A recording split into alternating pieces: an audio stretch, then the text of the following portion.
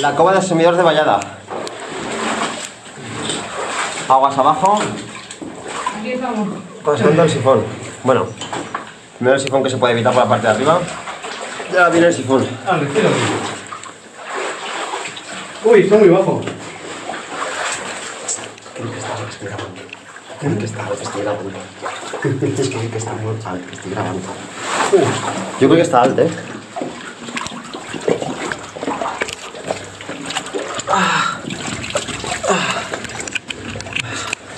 Bueno, vaya voy, chavales. Me prometí, pasa tú, que me la risa. Pasa tú que me da la risa, ¿no? Pasa tú. No, sin grabar. ¿Y tú sacas? Ya la he pasado. ¡Llévate el casco!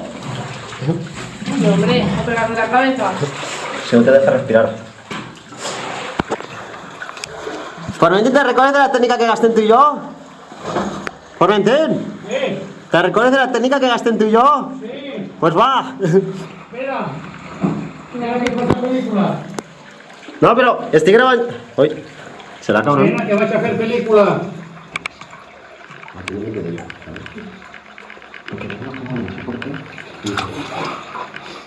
Tiro. Sí, es que estaba muerto de frío.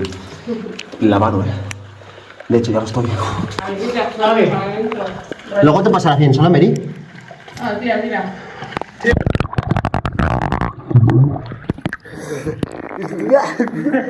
¿Cómo sabe esta agua? Tiene un color, tiene un sabor así como a vainilla podrida. Vale, Mary, trate yo. Mira, Ay, ¿me ves la cabeza?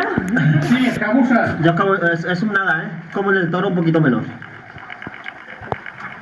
Pero baja la cabecita.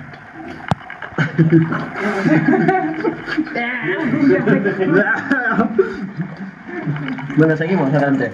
Vamos a buscar esos